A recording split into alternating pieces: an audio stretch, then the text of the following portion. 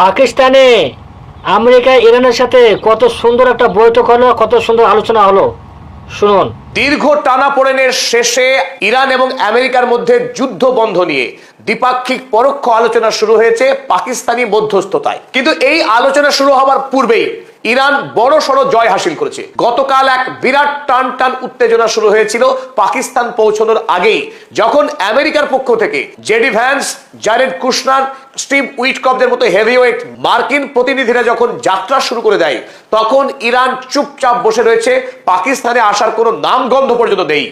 অথচ গোটা পৃথিবী জানে 11 তারিখ পাকিস্তানের মধ্যস্থতায় পৃথিবীর এযাবৎকালের সবচাইতে বড় হাই ভোল্টেজ মিটিং হতে যাচ্ছে ইসলামাবাদ শহরে। এই উপলক্ষে পাকিস্তান ইসলামাবাদ শহরে 2 দিন সরকারি ছুটি ঘোষণা করে দিয়েছে। দ্বিপাক্ষিক আলোচনার পরেও যে ইরান এবং আমেরিকার মধ্যে শান্তির সমঝোতা হবে এ বিষয়ে ক্ষীণ সম্ভাবনা রয়েছে। তবু আলোচনা শুরু হবার আগেই এমন পরিস্থিতি গতকাল তৈরি হয়েছিল যাতে মনে হয়েছিল আলোচনা শুরু হবার আগেই দুপক্ষ আবার নতুন করে যুদ্ধে যাবে। তবু আসার কথা শেষ পর্যন্ত ইরানের প্রতিনিধি দল ইসলামাবাদে পৌঁছেছে, কিন্তু তার আগে মূল নাটকটি সম্পন্ন হয়েছে। চলুন আমরা দেখে নিই কেন ইরান আমেরিকার বিরুদ্ধে বেঁকে বসেছিল এবং এই সভাতে তারা কোনোভাবেই অংশগ্রহণ করতে চাইছিল না। ইরানের প্রতিনিধি দল আজ ভোরবেলায় ইসলামাবাদে এসে পৌঁছেছে। তার আগেই মূল ঘটনা ঘটে গেছে কাল। আমেরিকা যুক্তরাষ্ট্রকে কোনোভাবেই কূটনৈতিক বিষয়ে নির্ভর করা যায় না, কারণ আমেরিকার ইতিহাস প্রতারণার, বেইমানির। এবং সর্বোপরি ইসরায়েল রাষ্ট্র, যে ইসরায়েল রাষ্ট্র লেবাননের উপরে গণহত্যা চালিয়ে যাচ্ছে, যতক্ষণ না পর্যন্ত ইসরায়েলকে আমেরিকা যুদ্ধে থামতে বাধ্য করতে পারছে, যতক্ষণ না পর্যন্ত আমেরিকা যুক্তরাষ্ট্র ইরানকে এই বিষয়ে আশ্বস্ত করতে পারছে যে আইডিএফ সেনারা লেবাননে আকাশ থেকে বোমা বর্ষণ করে নিরীহ লেবানিজদের খুন করা বন্ধ করবে, ততক্ষণ ইরানের পক্ষে স্পষ্ট জানিয়ে দেওয়া হয়েছিল যে ইরান কোনোভাবেই আমেরিকার সঙ্গে আলোচনার টেবিলে বসবে না। গতকাল ইরান ইসলামাবাদে পৌঁছানোর আগে একটি দারুণ অবস্থান গ্রহণ করেছিল। আমেরিকা গত 50 বছরের ইতিহাসে তার বিরুদ্ধে কোনো দেশকে এমন সাহসী অবস্থান নিতে দেখেনি। আমেরিকাকে কূটনৈতিকভাবে এমন বিপুল পরিমাণে চাপ প্রয়োগ করতে পারে এটাই পৃথিবীর অজানা ছিল। ইরান সাফ জানিয়ে দিয়েছে, যদিও জেডি ভ্যান্স তথা আমেরিকার সমস্ত গুরুত্বপূর্ণ ভিআইপি যারা, তারা ইসলামাবাদের উদ্দেশ্যে আগেই ফ্লাই করেছে আকাশে, অথচ ইরানের পক্ষে কোনো হেলদোল দেখানো হয়নি। তারা আলোচনা টেবিলে বসার জন্য বিন্দু মাত্র আগ্রহী ছিল না। অর্থাৎ যে কথা আমেরিকা দাবি করছিল যে ইরান চুক্তির জন্য মরিয়া, 40 দিনের যুদ্ধেই ইরান ইতিমধ্যেই ধ্বংস হয়ে গেছে, বাকি রয়েছে খুব সামান্যই কাজ, যেটা ডোনাল্ড ট্রাম্প দাবি করেছিলেন। অথচ আমরা দেখলাম সম্পূর্ণ ভিন্ন চিত্র। আমেরিকার সাথে আলোচনার টেবিলে বসার আগে ইরান নতুন করে চারটি কড়া শর্ত চাপিয়ে দেয় আমেরিকাকে, যে শর্ত না মানলে ইরান সাফ জানিয়ে দিয়েছে আমেরিকার সঙ্গে কোন রকম আলোচনা টেবিলে বসবে না। আর আমেরিকা পৃথিবীর সুপার পাওয়ার, ডোনাল্ড ট্রাম্প যিনি সব দেশকে অবলিটারেট করে দেন, সেই ডোনাল্ড ট্রাম্পের আমেরিকাকে ইরানের চাপিয়ে দেওয়া প্রত্যেকটি শর্তকে মানতে হয়েছে। তারপর ইরান পাকিস্তানে গিয়ে পৌঁছেছে এই সভার উদ্দেশ্যে। গতকাল রাত 8:12 ভারতীয় সময়, তখন ইরানের পার্লামেন্টের স্পিকার খুব দৃঢ়তার সঙ্গে একটি টুইট করেন, যেখানে তিনি জানিয়ে দেন আমেরিকা যদি ইরানের 2টি শর্ত পূরণ না করে তারা এই সভাতে অংশগ্রহণ করবে না। 1, লেবাননে এখনই যুদ্ধ বন্ধ করতে হবে। দ্বিতীয়, মোস্ট ইন্টারেস্টিং, সবাইকে চমকে দিয়েছে দ্বিতীয় দাবি, আমেরিকা ইরানে যে 100 বিলিয়ন ইউএসডি পরিমাণ অর্থ বিভিন্ন ব্যাংকে ফ্রিজ করে রেখেছে, সেই ফ্রিজ করা অর্থ যদি আমেরিকা রিলিজ না করে ইরানের কাছে, তাহলে এই সভাতে ইরান অংশ নেবে না, তারা তেহরান ছেড়ে ইসলামাবাদের উদ্দেশ্যে যাত্রা শুরু করবে না। তাই প্লেনে চাপার আগেই আমেরিকা যুক্তরাষ্ট্রের উপরে মারাত্মক চাপ সৃষ্টি করে ইরান। গালিবাফ লেখেন, this two matters must be fulfilled before the negotiations begin.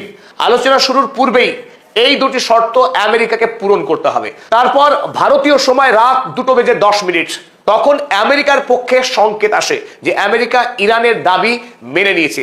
তখন আমরা দেখলাম আমেরিকা ইরানের দেওয়া 4টে শর্ত তারা মেনে নিয়েছে। চলুন এবার দেখে নিই আমেরিকা কোন 4টি শর্ত মানতে বাধ্য হলো, যাকে আমরা বলছি ইরানের বিরাট বড় জয়। যুদ্ধের আগে যখন আমেরিকার সঙ্গে ইরান দ্বিপাক্ষিক পরোক্ষ আলোচনায় বসেছিল, ওমানের নেতৃত্বে, তখন আমেরিকার যতখানি শক্তিশালী দেশ হিসেবে ইরানের উপরে কর্তৃত্ব ফলানোর চেষ্টা করেছিল, এবার কিন্তু চিত্র সম্পূর্ণ ভিন্ন। এই মুহূর্তে ইরান গোটা পৃথিবীর অন্যতম শক্তিশালী রাষ্ট্র হিসেবে আত্মপ্রকাশ করেছে। সুতরাং দরদাম করার ক্ষেত্রে ইরানের যে শক্তি তৈরি হচ্ছে তা কিন্তু স্পষ্ট। আমেরিকা যুক্তরাষ্ট্র ইরানের এই শর্তগুলোকে মানতে বাধ্য হয়েছে এবং আমেরিকা যুক্তরাষ্ট্রকে রীতিমতো বেগ পেতে হয়েছে ইরানকে এই সভাতে আনতে গিয়ে। চলুন আমরা এবার দেখে নিই ইরানের কোন 4 শর্ত আমেরিকা মেনে নিয়েছে। Number 1, the release of ইরানস frozen assets. প্রথম গুরুত্বপূর্ণ শর্ত, ইরানের যে বিপুল পরিমাণের অর্থ অর্থাৎ 120 বিলিয়ন ইউএসডি অর্থ এখন পর্যন্ত আমেরিকা ফ্রিজ করে রেখেছিল, সেই অর্থ এবার রিলিজ করার সিদ্ধান্ত নিয়েছে আমেরিকা যুক্তরাষ্ট্র। 2 নম্বর, এ সিজফায়ার ইন লেবানন। লেবাননের যুদ্ধ বন্ধ হবে একথা অঙ্গীকার করে আমেরিকা। 3 নম্বর, limitation on passage through the Strait of Hormuz to 15 vessels per day with transits payment. প্রতিদিনে হরমুজ প্রণালী হয়ে মাত্র 15টি জাহাজ আইআরজিসির নেতৃত্বে পার হবে এবং সেই জাহাজের প্রত্যেকটিকে ইরানকে জমা দিতে হবে সেই নির্ধারিত 2 মিলিয়ন ইউএসডি পরিমাণ অর্থ। চতুর্থ গুরুত্বপূর্ণ শর্ত যেটা আমেরিকা যুক্তরাষ্ট্র মেনে নিতে বাধ্য হয় তা হলো the prohibition of any redeployment of US forces and equipments in the Middle East. মধ্যপ্রাচ্যে নতুন করে আমেরিকা যুক্তরাষ্ট্র সৈন্য প্রেরণ এবং নতুন করে অস্ত্র সামগ্রী পাঠানো, এই 2 ক্ষেত্রেই নিষেধাজ্ঞা লাগিয়ে দিয়েছে ইরান।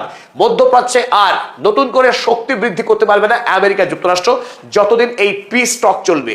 রাত 2:10 যখন আমেরিকা যুক্তরাষ্ট্র ইরানের প্রতিনিধি দলকে আশ্বস্ত করে যে তারা এই 4 শর্ত মেনে নেবে, তারপর ইরানের প্রতিনিধি দল যার নেতৃত্ব দিচ্ছেন ইরানের পার্লামেন্টের প্রেসিডেন্ট মোহাম্মদ বাঘের গালিবাফ, তিনি এবং ইরানের বিদেশমন্ত্রী সৈয়দ আব্বাস আরাগচি সহ 84 জনের একটা বিরাট প্রতিনিধি দল পাকিস্তানের উদ্দেশ্যে রওনা হয়।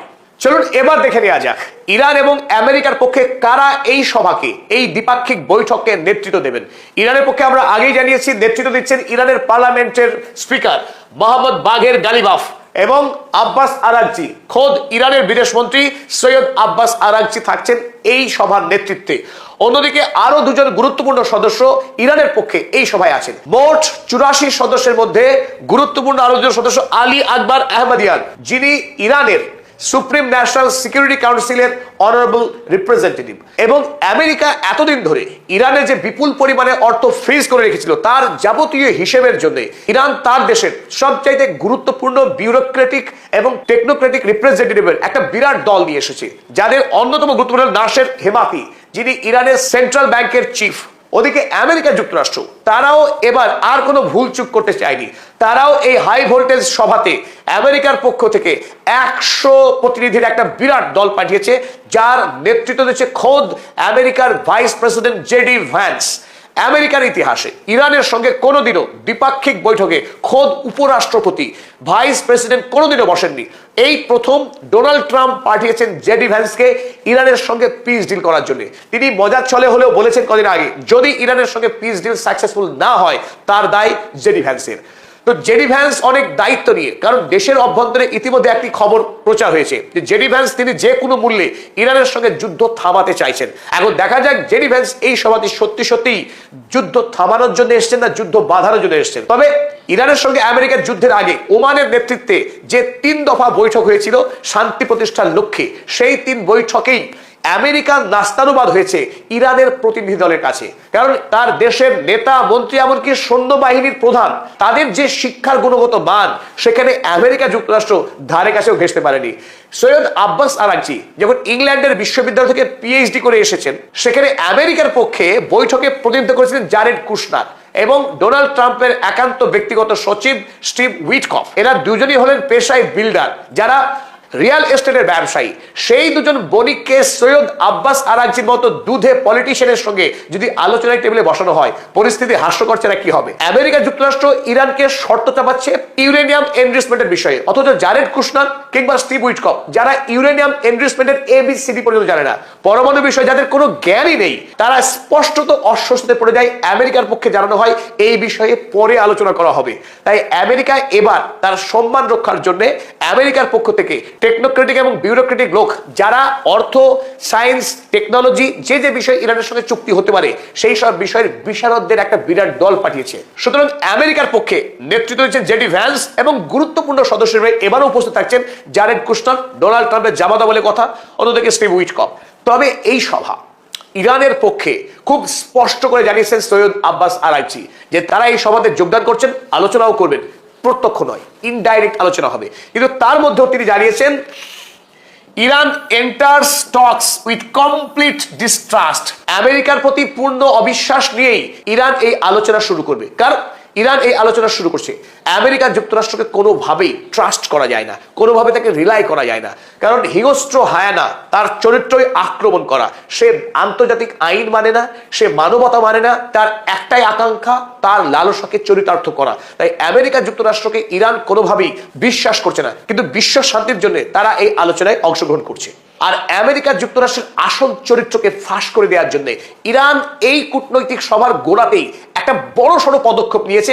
আর যে পদক্ষেপকে গোটা পৃথিবী মাস্টারস্ট্রোক বলে ব্যাখ্যা করছেন। কারণ ইরানের পক্ষেই সম্ভব এই মুহূর্তে আমেরিকাকে বেআব্রু করা, আমেরিকার এপস্টিন ক্লাস ক্যারেক্টারকে উন্মোচন করা। ইরানের যে প্রতিনিধি দল ইসলামাবাদে আলোচনার উদ্দেশ্যে এসেছে, এই টিমের নাম দেওয়া হয়েছে মিনাব অন 68। মিনাব অন 68 আমেরিকার টোমাহক মিসাইল মেরে 28 ফেব্রুয়ারি বিনা উস্কানিতে সরাসরি ইরান হামলা চালিয়েছিল এবং সেই ইরান হামলাতে কেবলমাত্র আয়াতুল্লাহ আলী খামেনেইকে খুন করেনি, ইরানের নিরীহ ফুলের মতো নিষ্পাপ 168 জন শিশুকেও বর্বরোচিত কায়দায় খুন করেছে আমেরিকা যুক্তরাষ্ট্র, ইসরায়েল মিলিতভাবে। সেই নিহত শিশুদের কয়েকজনের ছবি এই প্লেন, যে প্লেন এনেছে ইরানি প্রতিনিধি দলকে, তাদের প্রথম সারিতে তাদের ছবি রাখা হয়েছে 5 জন শিশুর এবং তার সঙ্গে রাখা হয়েছে ফুল।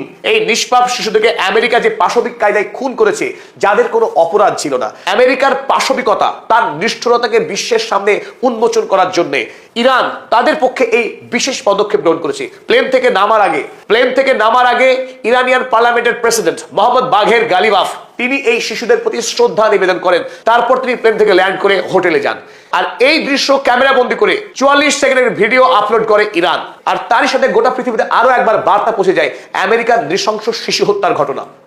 এই আমেরিকার সবটাই ন্যারেটিভ, তাদের নিজেদের প্রয়োজনে ন্যারেটিভের স্বার্থে পাকিস্তান থেকে নিয়ে এসে ইউসুফ মালালা জাইকে নোবেল পুরস্কার দিতে পারে। আর এই আমেরিকায় তেল লুণ্ঠন করার স্বার্থে ইরানের হাজার হাজার নিরীহ মানুষকে খুন করতে পারে, ইরানের 1,25,000 বাড়ি গুড়িয়ে দিতে পারে, ইরানের 800 অধিক স্কুলকে বম্বিং করে গুঁড়ো করে দিয়েছে, ভেঙেছে হাসপাতাল। আমেরিকা যুক্তরাষ্ট্র আমেরিকা যুক্তরাষ্ট্রের কাছে স্বার্থই সব। আরবের রাজতন্ত্রের বিরুদ্ধে আমেরিকার কোনো ক্ষোভ নেই, কারণ আরব তাকে তেল বিক্রি করে। ইরানে গণতন্ত্র রয়েছে, অথচ ইরানের রেজিম চেঞ্জ চায়। কেন? ইরান তার তেল সম্পদকে আমেরিকার হাতে তুলে দেয়নি, সঁপে দেয়নি। সুতরাং সব অপরাধ ইরানের। এটাই আমেরিকার ন্যারেটিভ। আর সেই ন্যারেটিভকে এবার ইরান এমন ভাবে আঘাত করে চূর্ণ করে দিচ্ছে, সৈয়দ আব্বাস আরাগচিদের কূটনৈতিক চালের কাছে ডোনাল্ড ট্রাম্পটা টিকতেই পারছে না এই মুহূর্তে। গতকাল সন্ধ্যাবেলায় ডোনাল্ড ট্রাম্প এই দানবকে লেবাননের উপরে আক্রমণ থামানোর নির্দেশ দেওয়ার পর আক্রমণ সাময়িক বন্ধ হয়েছিল গত রাতের জন্য। আর যতক্ষণ পর্যন্ত ইরানি ডেলিগেশন পাকিস্তানের উদ্দেশ্যে রওনা হয়েছিল, আর যেই ইরানি ডেলিগেশন পাকিস্তানের উদ্দেশ্যে রওনা হয়েছে সেই খবর পাওয়া মাত্র নতুন করে দানবটি আবার লেবাননে হামলা শুরু করে দেয়। আজ সকালবেলায় লেবাননে অন্তত 5টি জায়গায় আক্রমণ চালিয়েছে। আর সেই আক্রমণে ইতিমধ্যেই লেবাননের 13 জন মানুষ প্রাণ হারালেন আজ। তাই ইসরায়েল যে ইরানের সঙ্গে আমেরিকার শান্তি চুক্তি হতে দিতে চায় না, কোনোভাবেই মধ্যপ্রাচ্যের শান্তি প্রতিষ্ঠা হোক সেটা চায় না এই দানব রাষ্ট্র ইসরায়েল, যার একটাই কাজ সন্ত্রাস, একটাই কাজ শিশু হত্যা করা, গণহত্যা করা। আগামীকাল এই দানবের বিরুদ্ধে বিচার প্রক্রিয়া শুরু হতে যাচ্ছে।